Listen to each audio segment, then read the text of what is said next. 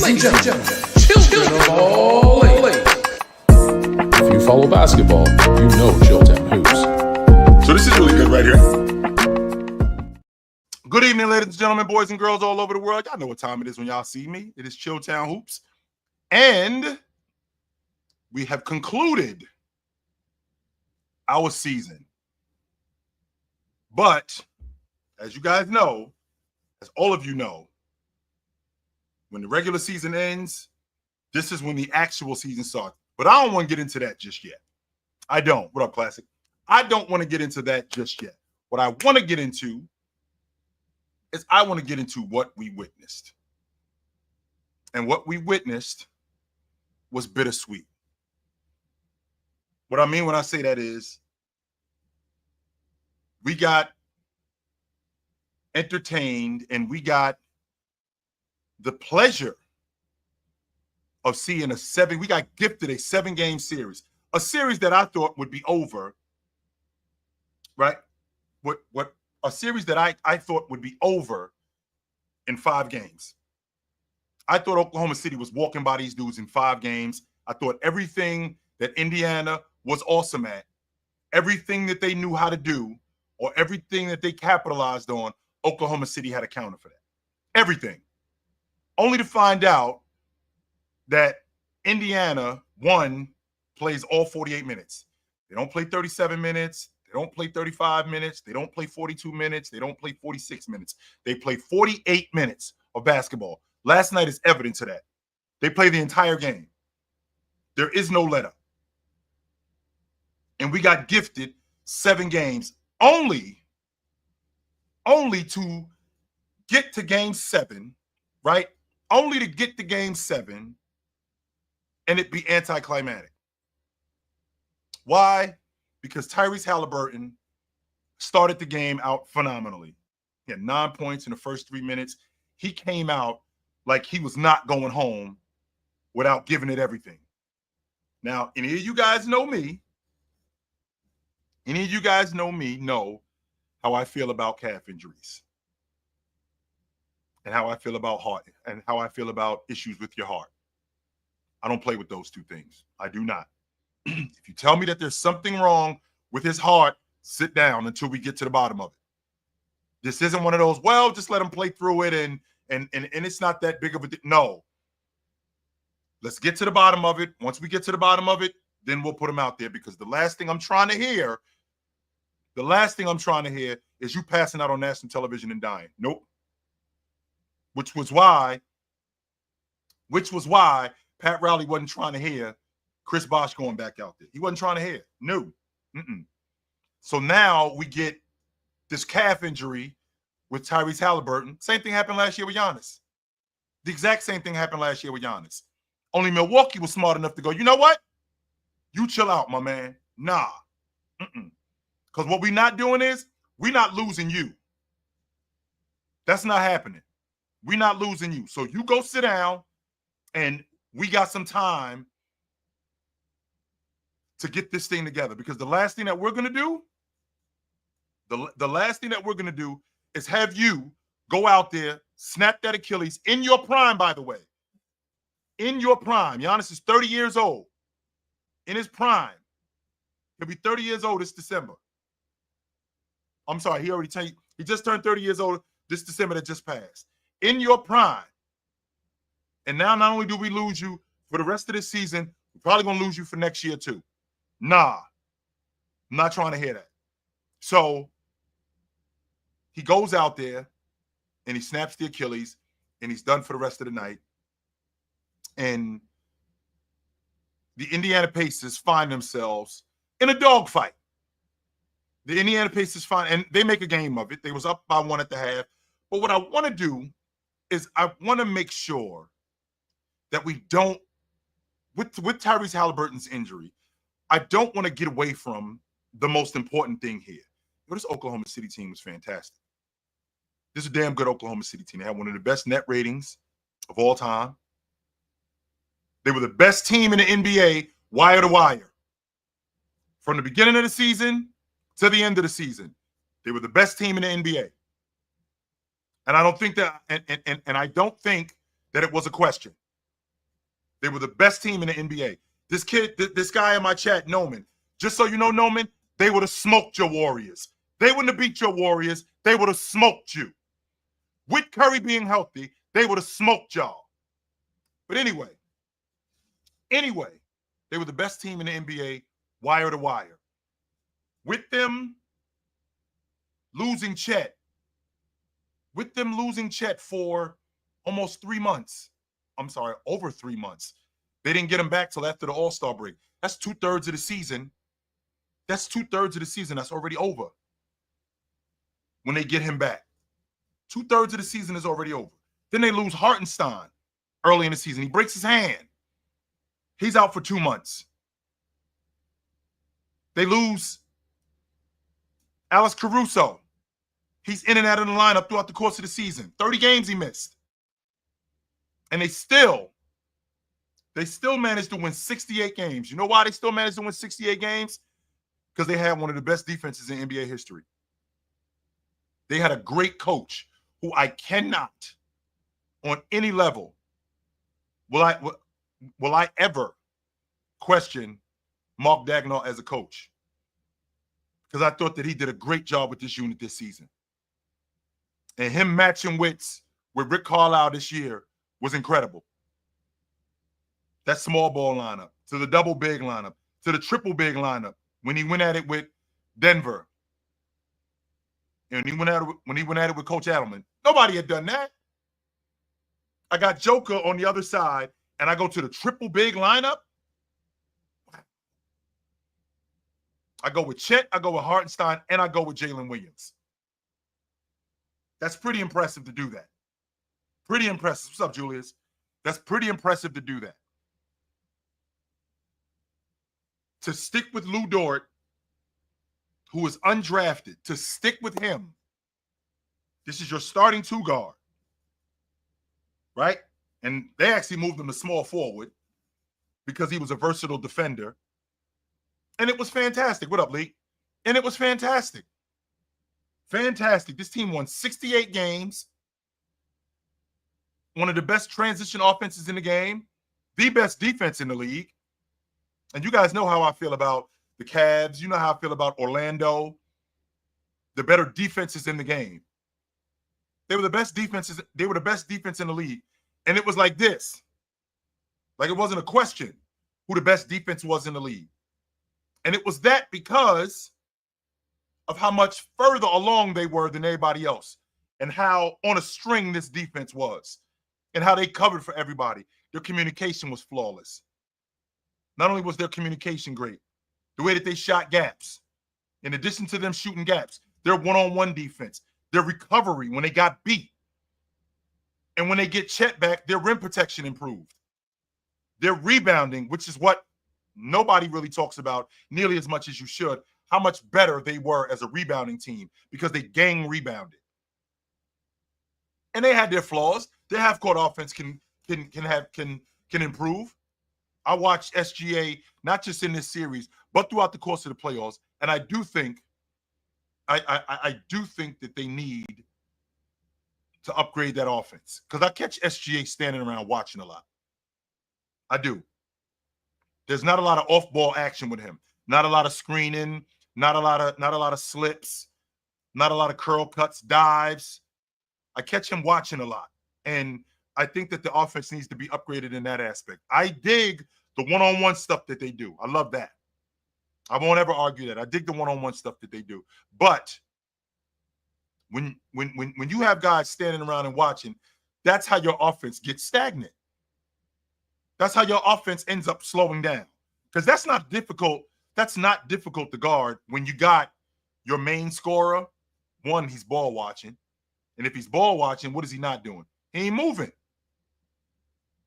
Right? If he's ball watching, he's not moving. And if he's not moving, it probably means not a whole lot of other people are moving either. But I don't want to get away from how good this Oklahoma City team was. I don't want to get away from that. And SGA had a season for the ages. I'm not getting into him in comparisons with Bryant. And no, I'm not doing that. And the reason why I'm not doing that is because I want to live in right now. I want to enjoy what he is right now. That's what I want to do. I want to enjoy what he is right now, what he did this season. If you want to compare what he did this season to what Shaq did in 2000, to what Jordan did in 98, even though that was an older Jordan, and what Jordan did in 92, you could compare those seasons. I'm not comparing him to the all-time great players, and I'm not putting him in that conversation yet because he's new to this. We jumped the gun in 1992, in 1991. We jumped the gun on Jordan. We jumped the gun on a lot of guys. I'm not jumping the gun here on this kid. I'm not. What I'm going to do is I'm going to enjoy him for who he is right now. And right now, SGA is in the conversation as the best player in the world. The best player in the world because he's proven over the years, like what he did this year, this wasn't a fluke. It's the third straight year he's been a first-team All-Pro. Third straight. That means that at minimum, I'm a top 5 player in the game. At minimum, I'm that. But then, in addition to being a top 5 player, I lead the league in scoring. I win the league MVP. I take my team to the NBA championship. We win it, and I win the finals MVP. And there's a lot of people who will talk about, you know, SGA was he couldn't shoot the ball yesterday. Well, he did the other stuff. And he had 12 assists, 1 turnover. That's Bryant in 2010. I can't keep doing what I'm doing because if I keep doing this, we're not going to win. I got to do something else. Otherwise, we're not going to win. So what did he do? He sticks his nose in there and he goes and gets 15 rebounds. That's what the great ones do. And I think what up? I think that's how I'm gonna view SGA.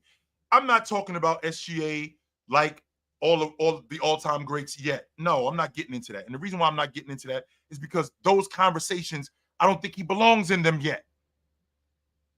If SGA's career ended today, he doesn't belong in a conversation with Bryant. He doesn't belong in a conversation with Jordan. He doesn't belong in a conversation with Dwayne Wade. He doesn't belong in those conversations yet. He doesn't. No, he does not. However, if we're talking about today, if we're talking about 2025, you can't give me legit logic that he doesn't belong in the conversation as the best player in the game. You can't do it because he does, considering what he's done over the course of the last 3 years. Over the course of the last 3 years, what he's done, he belongs in that conversation as the best player in the world. Do I think that he's a better basketball player than Joker? I don't. I'd be lying if I said I did. I don't think that he's a better basketball player than Joker. No.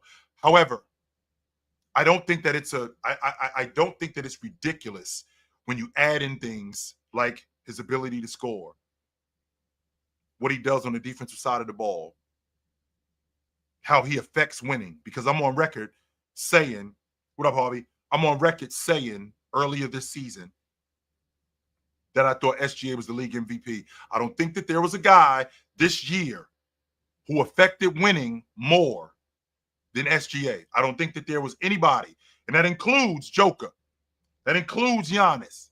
I don't think that there's anybody in the league that affected winning more than SGA. Not one guy. So with that being said, he was my league MVP. And I want to praise this unit for what they are right now. I was doing some homework, and we've gotten the 7th different champion. We've gotten the 7th different champion in the last 7 years. And in the last 7 years, each one of these teams, with the exception of the Denver Nuggets, have all had one thing in common. They had a guy on an all-pro team and an all-league defensive team. Of the Toronto, the Lakers, Milwaukee, Golden State, Boston, and now Oklahoma City. With the exception of Denver, each one of these teams has had a guy on the all-league, on the all-pro team, and on the all-defensive team. What does that tell me? that tells me that they were awesome on both sides of the ball. Awesome on both sides of the ball. I'm trying to remember a team that had two guys that were on the all-pro team that weren't in the championship or weren't right there. I'm an all-pro and I'm an all-league defender because Miami did it when Jimmy Butler made the all-pro team and Bam was on the all-league defensive team. That was going on. That 100% was going on. So I think about this Oklahoma City team, and this kid, Jalen Williams, is a player of the ages. He's a great player. And the interesting thing about him is he's only in year 3. He's only in year 3. That's the great thing about him. He's only in year 3. And because he's only in year 3, there's much more room for growth with him. Just like there's more room for growth with Chet, with Casey Wallace. I think SGA is going to get better. And the reason why I feel like that is because when you win, there's a level of confidence that comes with you. There's a level of confidence that comes with you when you win. And I feel like SGA getting to the mountaintop has a sense of confidence that, yo, we did it. I've seen what this league looks like. I know how good I can be. J-Dub is the same way. Yo, we did it. I know how good I can be. Let's see if we could do it again. Now, I'm not going to look past this season. And the reason why I'm not going to look past this season is because I did the same thing with Milwaukee. When Milwaukee won the NBA championship, to be honest with you, I thought the Lakers was going to win it again. I did. Until I saw Anthony Davis get hurt, I thought the Lakers had a chance to win it again. Then Milwaukee won it. And I think they got a legit shot at winning it again. And then Middleton went down. I knew the Warriors weren't winning it again. I knew that was the swan song. That was the quote unquote last dance. That's what that was for them. Then I saw Denver do it. And then they get mopped in the conference semifinals. So nope, they don't have the goods. Then I was convinced Boston was winning it again. I was convinced of that. Boston is winning it again. They were underwhelming. Here we are with this Oklahoma City team, who is the youngest of all of these guys. They got some wiggle room. J-Dub is still on his rook deal. Chet's still on his rook deal. SGA is up for an extension. So they already extended Alex Caruso. Casey Wallace is on his rook deal. And they got 4 1s next year. I'm going to say that one more time so y'all hear me. They got 4 1s next year. This is crazy. 4 1s. How does a team that's this fantastic get this lucky? Now, there are some people who will say the SGA to Oklahoma City trade, it's the worst trade in NBA history. Well, of course, you're going to say that today. 100% you saying that today because of what just happened. I can tell you right now, you ain't saying that in 2019. I can 100% say in 2019, you were not saying that. No way are you saying that in 2019. In the summer of 2019, when Paul George asks out because Kawhi Leonard said, if you can get to Los Angeles, I'm heading there with you. If you can get to the Clippers, I'm heading there with you. If you can make that happen, I'm coming with you. There's no way you not making that deal, considering what was going on at that time. Because if you don't make that deal, you're getting fired. Now, of course, it looks different today because Kawhi Leonard broke down. Paul George also broke down. SGA turned into a league MVP. He turned into arguably the best player in the game. None of us thought that. I know I didn't think that. 3 years ago, if you told me, yo, SGA is going to be in the conversation as the best player in the game. If you told me that 3 years ago, yo, SGA is going to be in the conversation as the best player in the game, I would have been like, no. I didn't see that. No, I didn't. I did not see that. But here we are. Here we are. He's very much in that conversation. Very much in that conversation. He's in it. And it's a legit conversation. It's not a I don't think it's a conversation where it's like tongue in cheek, like, you know, SGA, he's the best player in the game. No. Considering everything that he's done, Jalen Williams, if you think about the two-way players in the game, how many two-way players in the game are better? How many two-way players in the game are better than Jalen Williams? Like on both sides of the ball. How many of them are there? Because I got a 20-5 guy that's an all-league defender. How many of them are there? I don't think there's many. And I'm comfortable if we run down if we run down all of them. If we run down the 30 best players in the game, how far do we get before you say how far do we get before you say, wait a minute, I'm not sure if he's better than J-Dub? Because I'm not sure if it's 30 players in the game better than him. I'm not sure if I can say that. I can comfortably say it's 10. I could comfortably say that there's 15. I can even say that there's 20. I can't comfortably say that there's 30 players in the game better than J-Dub. And then you got Chet, who's just going to get better. I don't think Chet's ever going to fill out and be this Giannis type of looking guy. I don't think so. I'll be lying if I said I did, but I don't think so. I don't think he's going to fill out and look like that. But, and I've also seen guys who are wiry, who are really strong. Really strong. I just think that this Oklahoma City team, for everything that they've done, I don't want to let what happened to Tyrese Halliburton take away from the fact that this Oklahoma City team was great all year long.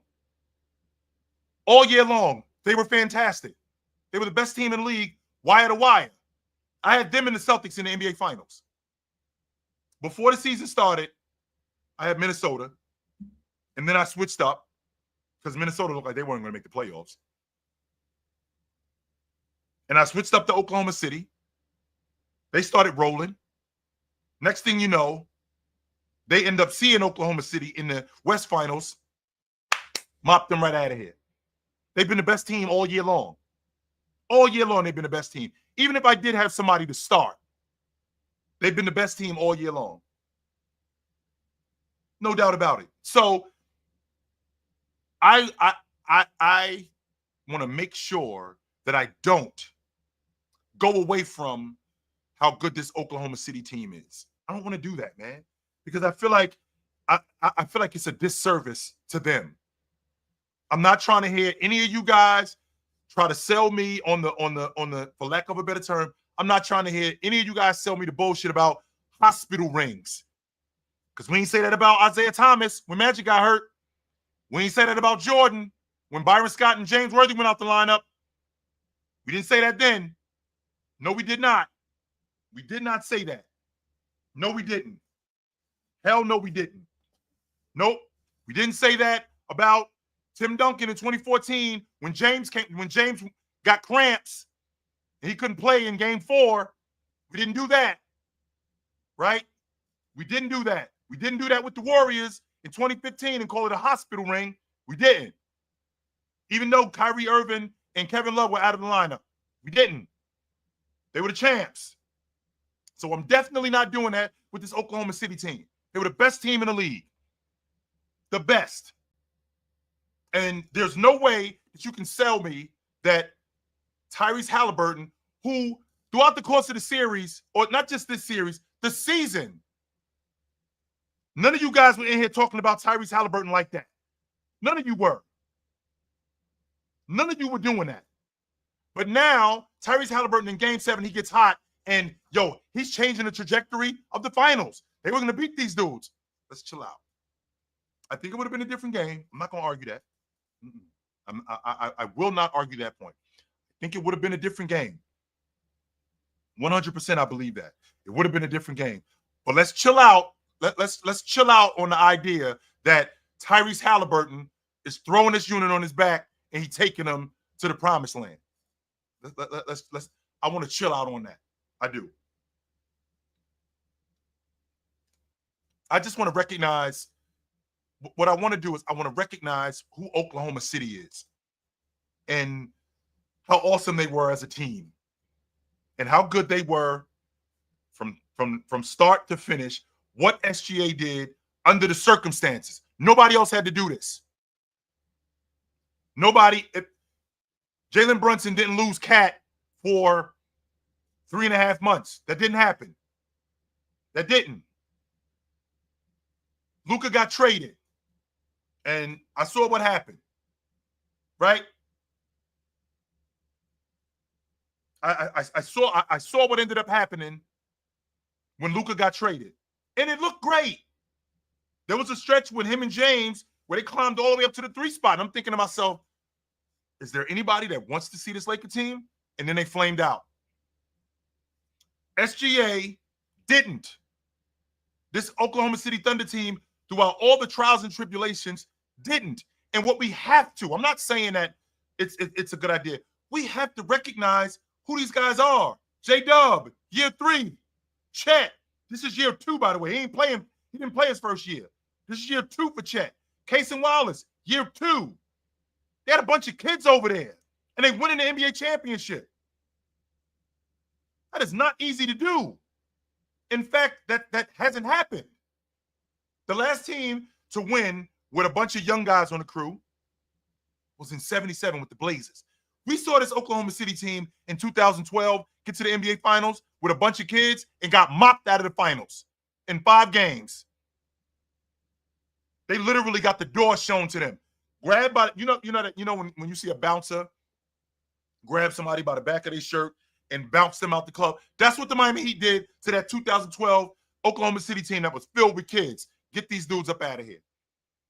I remember saying when they won Game 4, I remember saying they smoked them in Game 5, just so y'all know. In fact, the exact words that I used was, they roll them tonight. I had said that.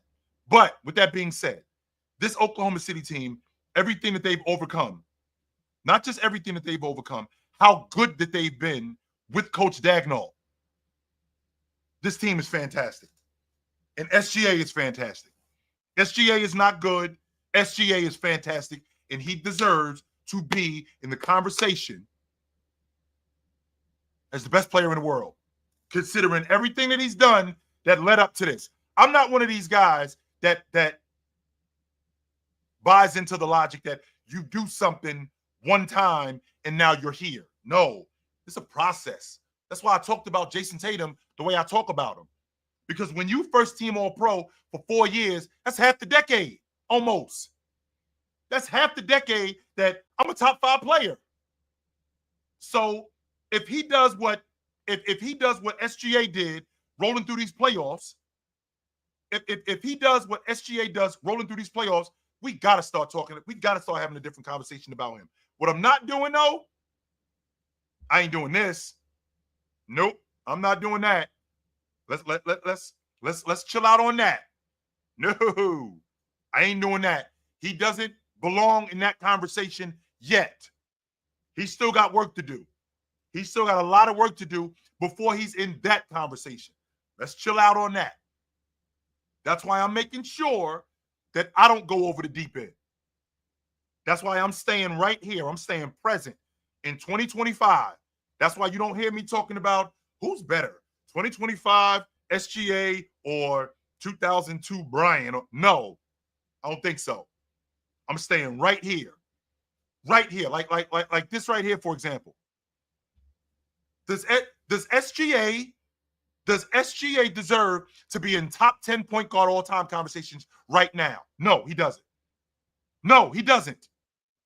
No, he does not. No, he doesn't. But does he deserve to be in the best player in the game today conversations? 100% he does. Yes, he does. Hell yeah. And I'm going to put him in that conversation. Yes, I am.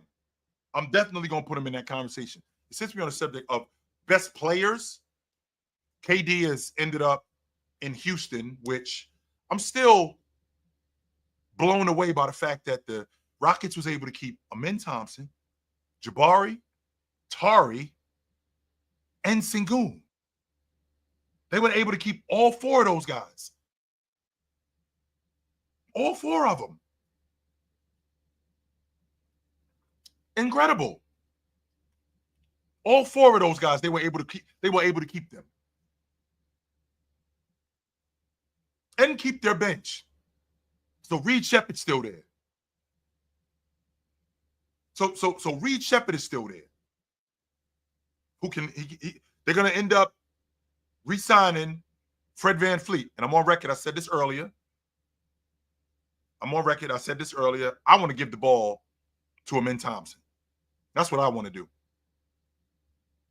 The same way I felt about letting James Harden walk out the front door and giving the ball to Tyrese Maxey, I want to do the same thing with Amin Thompson. I want to give him the ball. I do. I want to give him the ball, and I want him to be my league. I want him to be my primary ball handler. I am one of these people who I see what happens over the summer and how much better guys get. I see the trajectory. Right? I see the trajectory. Right? And because of that, I think that him at the lead guard spot, being your primary ball handler, like a lot of people, if I would have told you after year 3, which was in 1990, if I would have told you that the offense is going to change and Scottie Pippen is going to be our facilitator, he's going to be our best passer and facilitator. That's going to be Scottie. After year 3, they would have been like, what? No. Only except that's what happened. The offense changed. They got better. And he got better. That's kind of how this thing works. But we live in a time of everything being right now. So if you're not trading for somebody who's a star right now,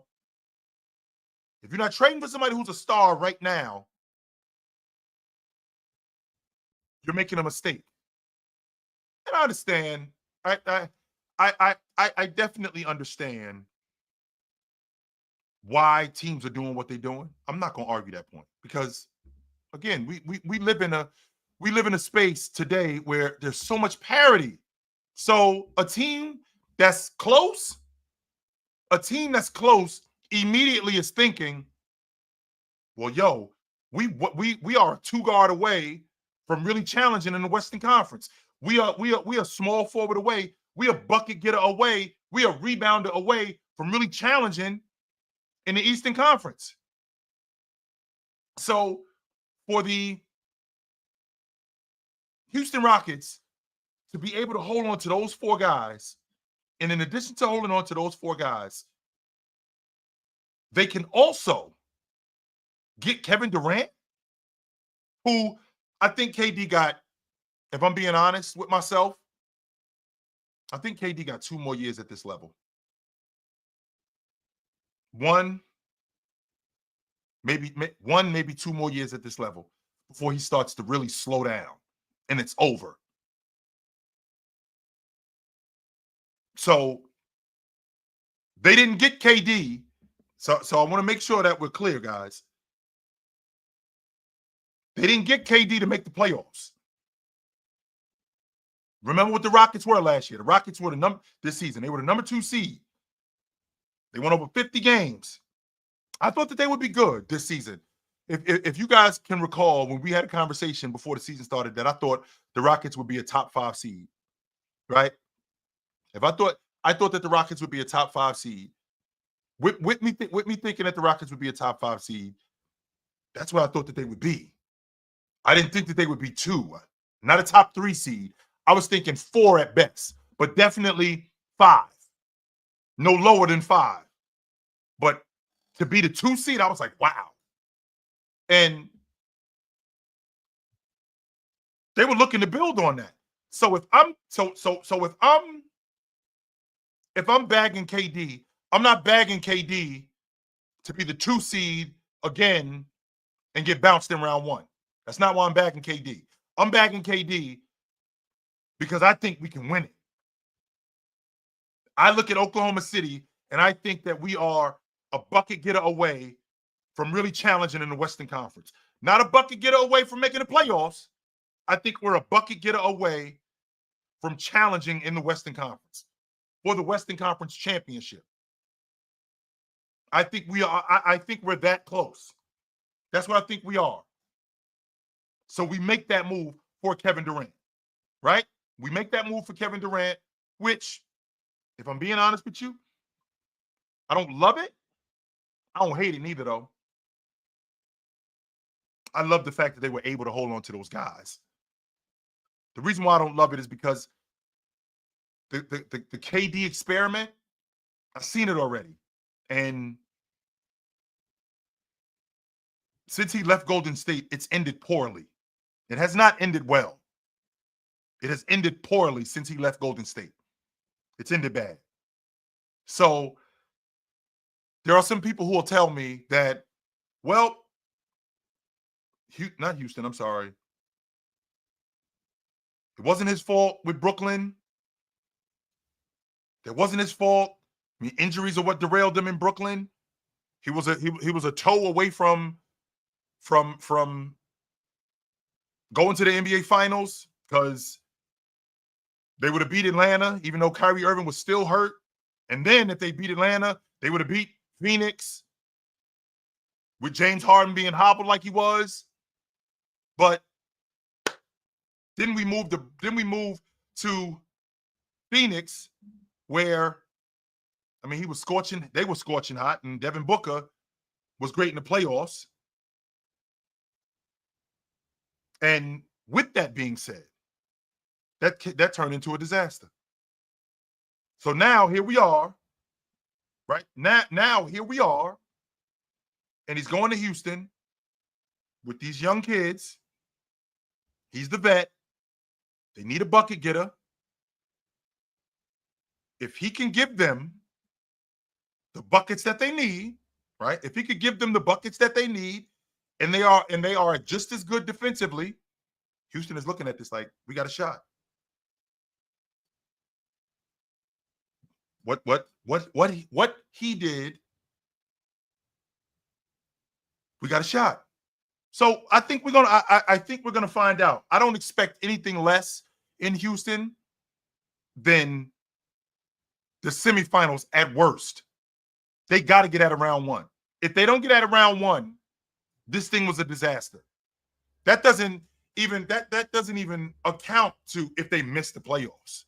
If they miss the playoffs, man, don't talk to me about KD.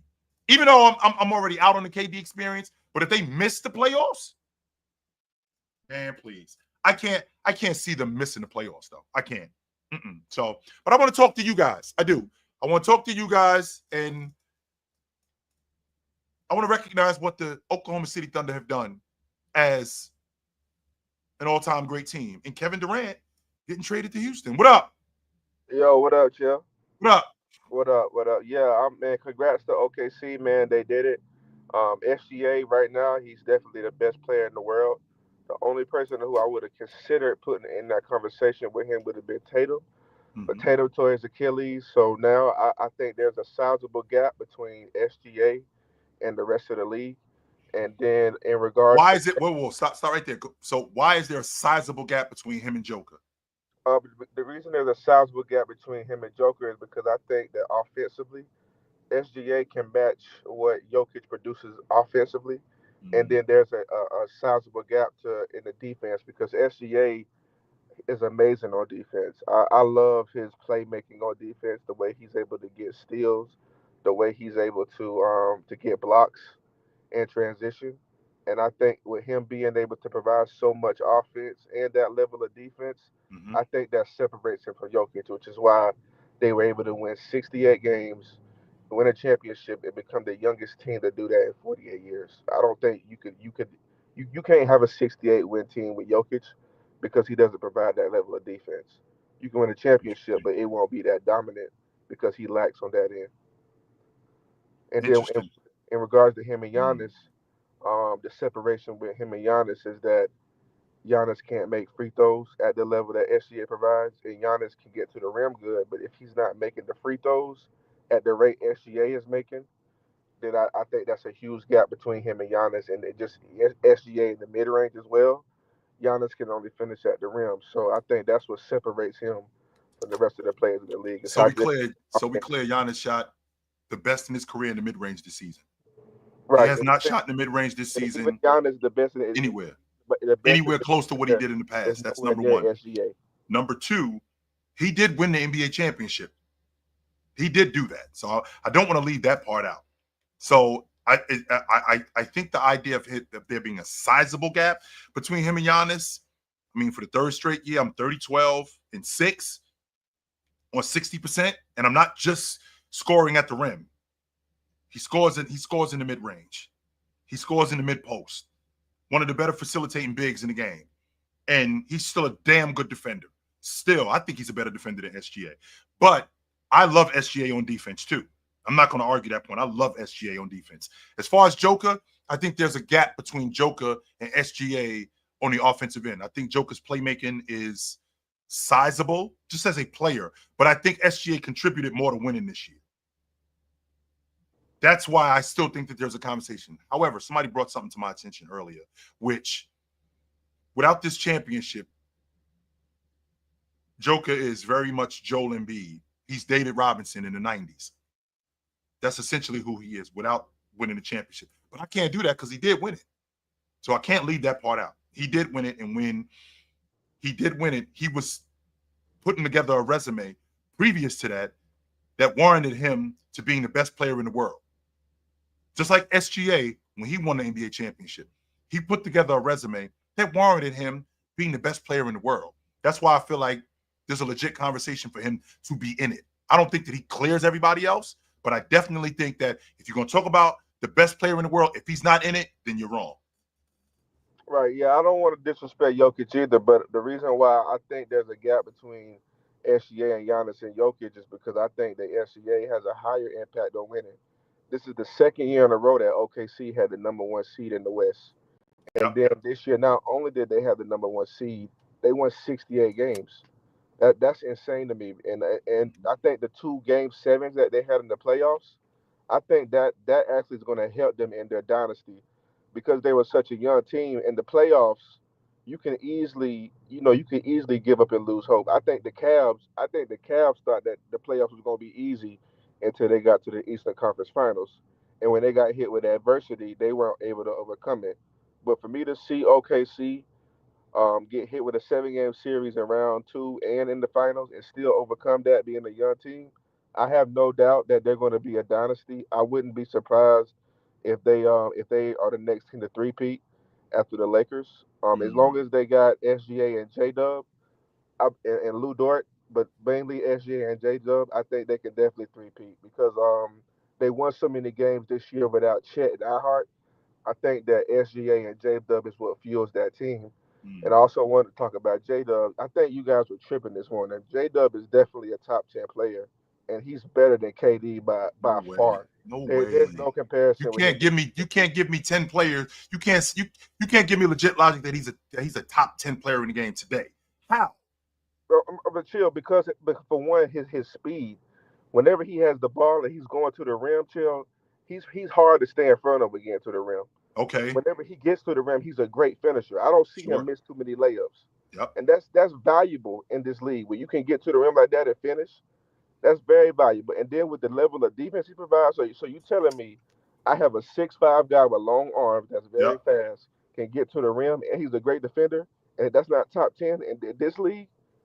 No, How it's is this not. not top 10? What? The reason why it's not top 10 because there's other guys who do that too. Donovan Mitchell is great at the rim. Anthony Edwards is great at the rim. Wemby is great at getting downhill. I mean, Kevin Durant still today is still awesome at getting downhill. LeBron James is fantastic at getting downhill. Jason Tatum We already seen how good he is at getting downhill. Joker around the basket. Giannis is the best in the league at getting downhill. We just saw what happened with SGA. There's no way that you can tell me that Jalen Williams is a top 10 player, top 15 player. Was he close to that coming into this season?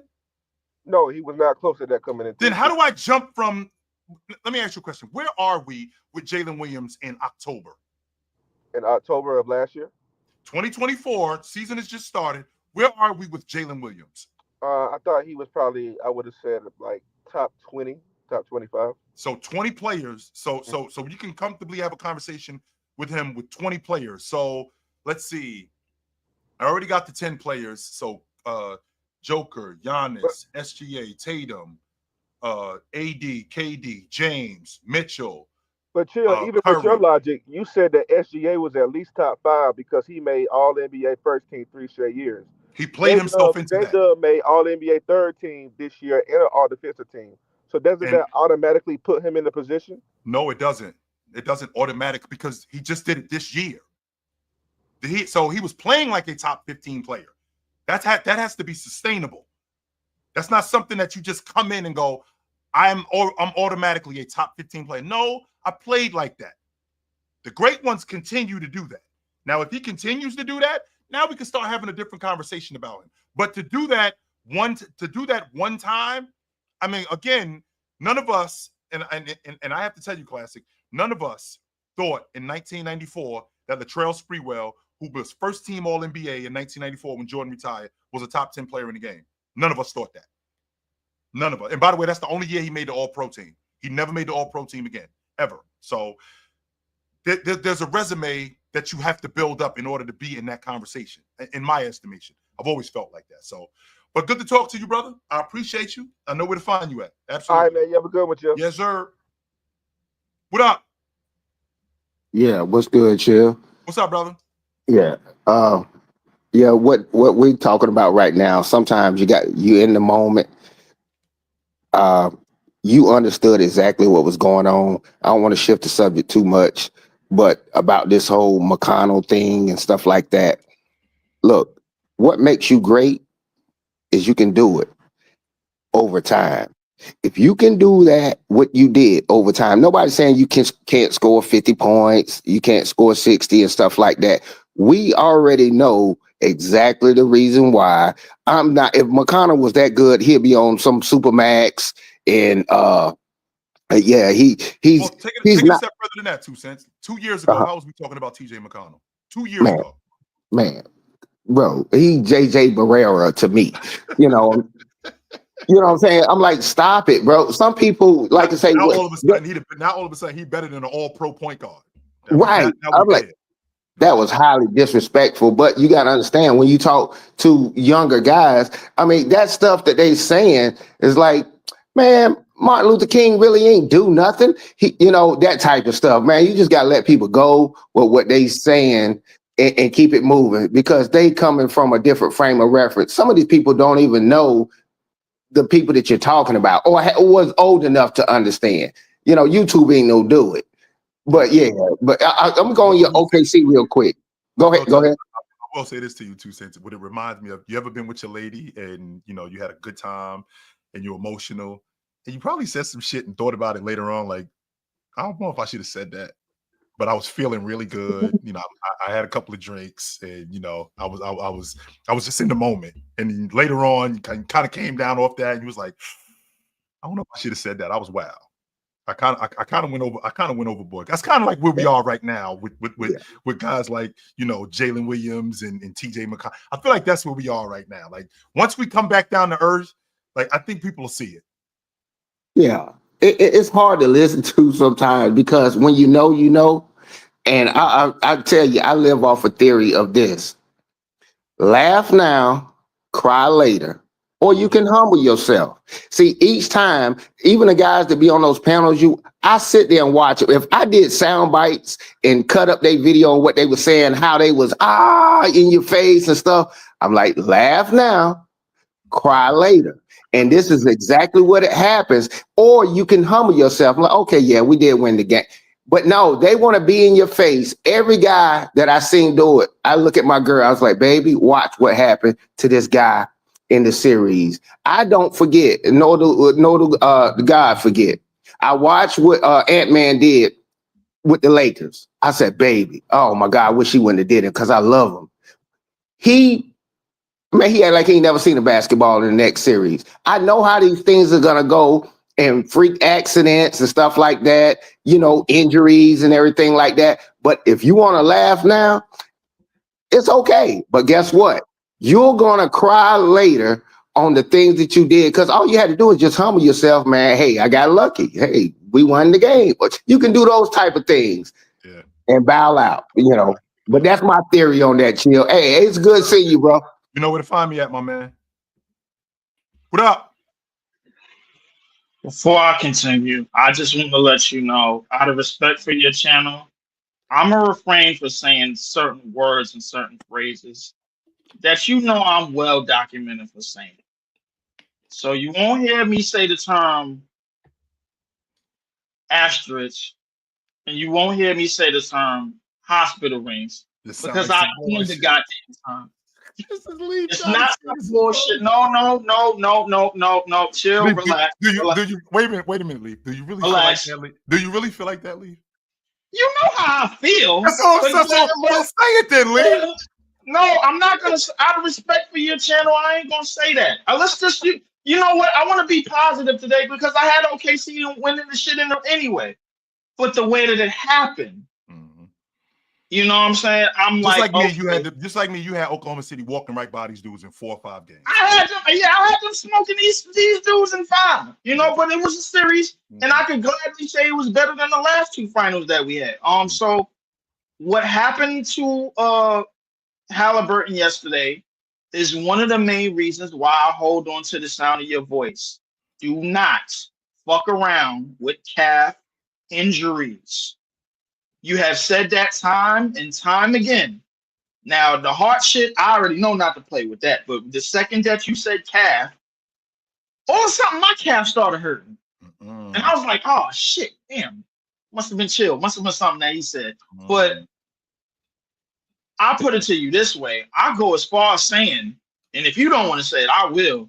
The Indiana Pacers was winning that game had Tyrese Halliburton continued the way that they had a shot. Playing. They had a real shot, Leaf. They did. They had a real good shot. Because if you believe, and I sat up here with you a bunch of times, if you believe that the 2023 Eastern Conference Finals was going the other way, had your boy Tatum was out there, then I believe that last night another light-skinned dude that was out there that was ready for all of the smoke. He was. And came in OKC ready to do damage. He was going to walk away with a Larry O'Brien trophy. But I digress. Congratulations to the Oklahoma City Thunder.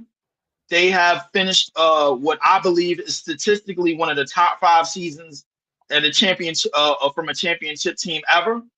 And I stand by that. Whether they a top 5 championship team or not, that's to be argued. But statistically, from stat to stat, the number to number, to rating to rating, when you stack them up, they are a top 5 championship team on the by the year.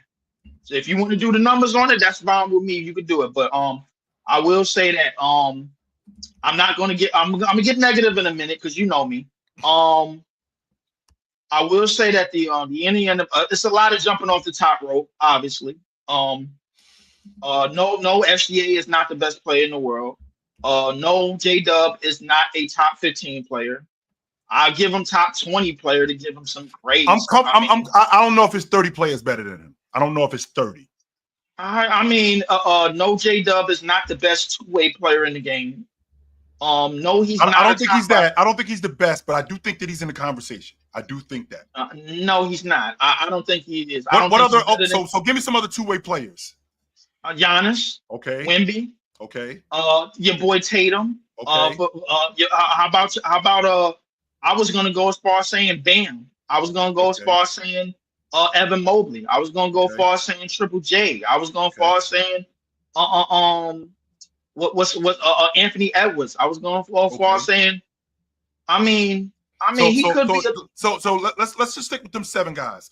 With them 7 guys, those are top, like at minimum, those are top 10, top 15 guys. Yes. Right.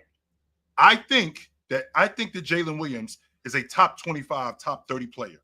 So Okay. of those 7 guys that you just mentioned, I think that he may be on the back end of that conversation, but I think he's in that conversation as a two-way player. I don't think did I say AD? Did I throw AD in there? Go 8. Did I throw Jaylen Brown in there? Okay, 9. Did I who else did I throw in there? Did I throw what's buddy from damn what's his name from the Cavs? Did I throw your boy D Mitchell in there? You didn't say Donovan Mitchell, but I do think that he's better on defense than Donovan Mitchell is. Okay. I think Donovan Mitchell is a better offensive player than him. I think Donovan. Did I throw Drew Holiday in there? Did I throw Derek White in there? I think he a better two-way player than Drew Holiday is today. He's Okay. younger. I think he a better two-way player. But Okay, you gave me 9 guys. So if I'm a top 10 two-way player in the game, I mean, I to be honest with you, I'm feeling that. Okay. I mean, yeah. I'm comfortable with that. He could be that. I mean, even though I thought it was better defenders on his team, and he somehow made an all-defensive team, that's fine with me. I mean, I ain't gonna switch the scratch for that. But let's stop He's jumping. been great defensively, though. He was great. Let's stop jumping. But in terms of a season, obviously we know what type of year SGA has had. Yeah. Only one's comparable is in terms of guards is Jordan. I think Harden might have had a year like this, and I think Luka might have had a year with Curry, in terms of a regular season. Yeah, and Steph. In terms of how the year was finished with what we play for, only Shaq and Jordan could say what SGA just done. Yeah. You know what I'm saying? So let's just keep it there. Is SGA a top 3 player? Absolutely. Mm-hmm. And the other players that's in the conversation with him, they got rings and MVPs too. Yes, sir. So let's not forget that. But so move on to the most disgusting part of the day. Ain't you tired of Kevin Durant just having his way and like, you know what? I don't want to be here no more, man. Let's go over here, man. Ain't you getting? You cannot. I don't want you to sit here and tell me that you ain't sick to your stomach with these dudes from this past decade just still getting their way. They could just go from team to team to team to team to team, and it's okay. I'm worried about now. I think Houston won the trade, but I'm worried about the fit. Now, you said you're going to give Amen Thompson the ball to be the point guard, right? Did say that. Who the hell else you going to give the ball to? Not Fred Van. Well, Reed Shepard? Not Fred Van Vliet. Not Reed Shepard. Not Kevin Durant. Who the hell else you going to give the ball to? We acting like this is a trick question. Well, Leaf, you and I have had the conversation, and you've actually heard me say, I'm out on KD. I'm out on the KD experiment. I've been out on it. I've been out. I'm not as passionate as you about it, but I'm the dude who should be. I'm the dude that's I ain't telling homegirl, yo, get the go away. I'm just like, you know what, Leaf, I'm done with her. I don't want to see her no more. I'm straight. I'm calling the cops. Yeah. I'm getting a restraining order. I'm good. I'm bringing cops around the crib. I'm good. I want them on. He shows up. I want him down. I'm good. But listen, I'm worried. I'm more so worried about the fit of this team because that small forward position. I'm thinking of something that was said earlier. I think Kevin Durant's small forward days are done. He's power forward now. He's PF. He's 4 now. Now you got to worry about who you're gonna put in that spot. If Jabari Smith is the defender that everybody praised him and think his ceiling is. I think he is. If you really think he's Jonathan Isaac, number 2, I think he's Derek McKee. That's who I think he is. Derek McKee. Oh yeah, that's from right. Indiana. Oh wow, you took it way back. Oh god. That's who he reminds me of. Yeah. I heard somebody say Jonathan Isaac. No, but I ain't doing that. You ain't doing that. No, you remind me of Derek McKee though. That's a better version of Derek McKee. I would put it to you this way: what is the starting lineup of this team going into the opening night? I think the starting lineup they had Van Fleet at the 1, Amen at the 2, KD, Sengun at the 5, KD at the 4. I think it's Jabari at the 3. Yeah, I think it's Jabari at the 3. Listen, call me crazy, but I think Cam Whitmore need to get a lot more minutes coming in. No, he will. He will play more this year. He will. Yeah. Not only I think he needs to get top notch, play down the stretch type of minutes. You know what I'm saying? Now, as far I wouldn't be surprised if he did. I want to before I depart, I just want to tell all of the young fans in there. Yes, OKC did finished a phenomenal season, but in no way, shape, or form did they dominate last night's game or this finals. They did not dominate. They was in a dogfight. They was in a fight for their lives. They was up by 22 at one point. They kicked them dudes' ass. What are you talking about, Leaf? They kicked them dudes' ass, Leaf. Come on, man. Knock off the goofy shit. They kicked them dudes' ass last night. They did. We was respectfully, before I go, we was expecting that all series. And you got it yesterday. And you got it last night, Leaf. What we doing? They kicked them boys' ass last night, Leaf. They were clearly in control of that game. They were up 22 at one point. They better be in control of that game. The goddamn star pointer had an Achilles injury. Hey, Leaf, I got to bounce, brother. It's good to talk to you. Look, I'll say the look word. I'm using that. I know what it is. I'll talk to you later, Leaf. What up? Leaf ain't wrong, chill. They was lucky. Hey, being good ain't good enough. You need to being lucky. Hey, listen, man, being good ain't good enough. You need some stuff to go your way. That's part of it. I've never subscribed to this being lucky being a bad thing. Hey, so what? You blew. We ran 100 meters, and at the 80 meters, I ended up blowing a tire. Minor, that ain't your problem. Not at all. That is not your problem. But to say that to bring up the fact that they was up 20, and you know that chill, that's a little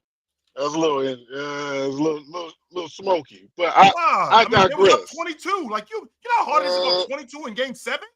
Okay, but let's talk about that score at halftime. Because that, in my opinion, that was more indicative of what we probably would have gotten all the way through that game. We would have gotten a much closer game had Halliburton. Regardless, like everybody has said before me, we all had OKC winning this game.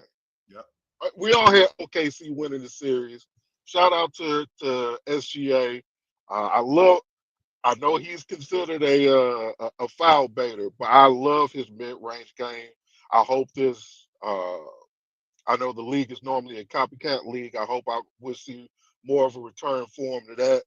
Shout out to Tyrese, even though he was hurt. I hope we see more of a return to point guards, being more point guard-ish, focusing more on setting up offensive, getting people involved, setting the table for their teammates. I hope we get more of a return for him to that.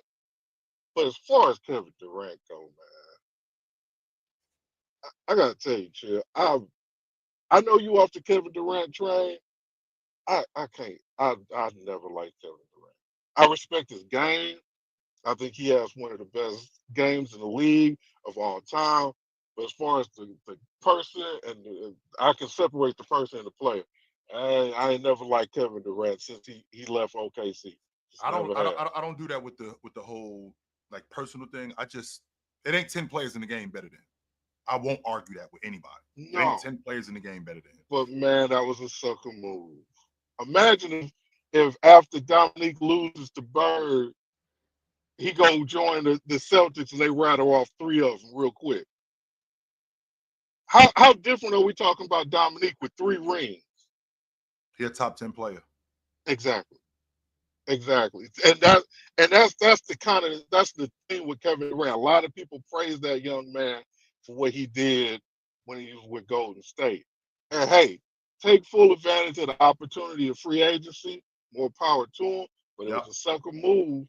And literally, if you take him out of that jersey, Chill, the numbers look great, but the outcomes, they're a little subpar. Yeah. So him going to Houston with them young guys, and I know he has a relationship with the coach previously. Yep. Kevin Durant has gone on record saying, I just want to hoop. And he's going to be expected to lead these young dudes. And he has said repeatedly, I am not a leader. So now, somebody gotta give. I don't trust Sangoon to step up. I don't trust the. Why, Minor? Why? Why not? To step up as a leader? To be better this season? Even as a leader, Minor, let's stay right there. Even as a leader, why not? Because he hasn't. He's not. Maybe he's not the most. He's not the most vocal of players on that team. Frankly, the most vocal player they had, the two most vocal players they had, they got rid of them, Right. and then they left the third one, which for better or for worse, they left Fred there. So, is he going to step up as a leader? Is he going to challenge the team to get better? And even if he did, I don't know how well they're going to listen to him, especially when you got Kevin Durant standing there and he ain't saying nothing. He just like, man, I just want to hoop. I'll play some ones. I'm going to go out here. You know who I am. I'm not buying that. I'm not buying that. I just want to hoop thing. I'm not trying to hear that. And the reason why I'm not trying to hear that, because if he just wanted to hoop, why didn't he go to Portland? Why didn't he end up in Charlotte? Why didn't he go back home to Washington? No, he doesn't just want to hoop. No, he doesn't. He wants to win. Why didn't he just stay in Phoenix? If he, to his credit, Kevin Durant never came out and publicly said, I want to be traded. No, they were out on him. Phoenix was out on KD. So you can't necessarily. A lot of people are kind of knocking Kevin Durant for this trade. I won't knock him for this trade. I just knock him for being Kevin Durant. But if this flames out, and I don't wish bad on any team because I actually like Houston. Minor, what this look like? What this look like if Houston don't make the playoffs? Oh man, the Kevin Durant Hall of Fame stock. Oh, it's dropping, baby. Oh, it's plummeting. You can get that off the penny stocks if that happens. If they don't make the playoffs, or if they get bounced in the first round, or if they get swept in the first round, and Kevin Durant plays like trash, I feel bad for Houston. I love that. I love that. I would love that to happen. I doubt it would happen. I don't see any team in the West being that dominant against that team. Yeah.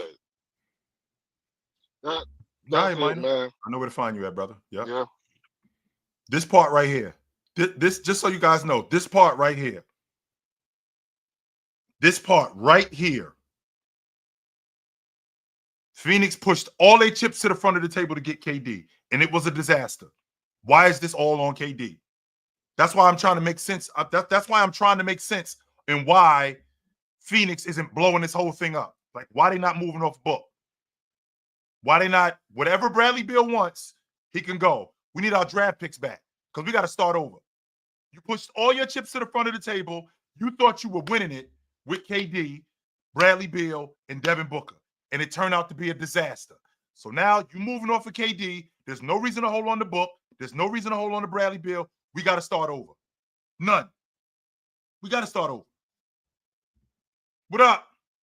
Chilling, man. Yo, it's so much to say. I don't know how much time I got. I just want to say, I want you to help me just be thankful for the defensive side of the playoffs, all of the deflections, all of the contested shots, all of the, because, you may not get the block, but you can contest a shot. You could close out on a 3-point shot.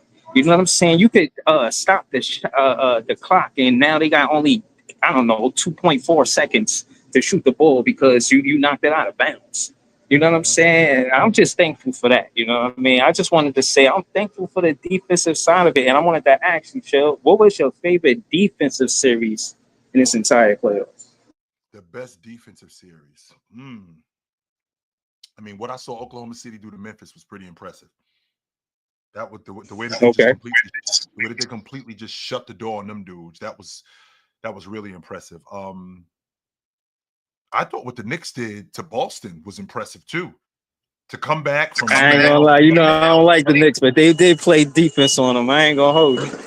To come back from being down 20, not once, they did it twice. And then the handle that Mikal Bridges still at the end, that was tough. I ain't gonna hold you. That was tough. I never seen a game ended where he just the ball from somebody like that. Yes. So let me ask you. Those two probably are the most impressive to me. Do you think that Shaq made an initiative to stop CJ McConnell for dominating that mid-range area? Because CJ was getting everything he wanted, but I've seen Shaq pick up some big blocks and he started contesting more shots in that game 7. I thought that was one of my favorite defensive things to see about last night's game. I thought it was great how he protected the rim. That was the most important thing for me. How whenever CJ McConnell, whenever Siakam got close, and everybody thinks that protecting the rim is just blocking shots. No, I'm redirecting guys. I'm redirecting shots. I'm making it tougher on you. Siakam is getting downhill and he's getting to the rim. Chet's there. He's stopping and going the other way. He's not going over the top of Chet. TJ McConnell is going trying to get a bucket, and Chet smacking that right back in his face. So I can definitely appreciate that. No, I don't mean to laugh, chill, but that was the first time I seen T.J. McConnell really go away from his mid-range and him just trying to get, I don't know, under Chet. I felt like he couldn't get under Chet. Like you're not gonna shoot he tried to like scoop it past him instead of like float it over him. And I just thought that Chet stepped up, you know what I'm saying? And offense is always, they always say defense wins championships, but more times than not, I always say offense gets celebrated. And I just wanted to pull up because I know I could talk to you about it, you know what I'm saying? Just how, defense, even though they say it win championships, it should be celebrated too, you know what I mean? So that's it, though, 100% it should be.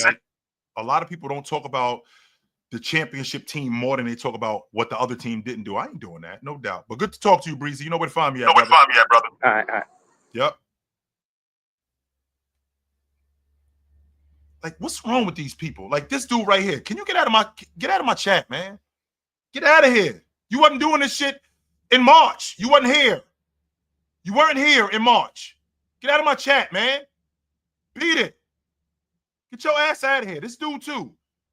You dudes wasn't doing this in March.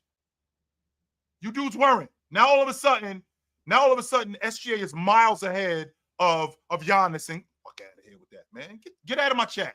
Get out of here, man. For real. Get out of here. So, speaking of getting out of here, it's about that time for me. You guys know where to find me at. I'm weeknights right here on Chilltown Hoops.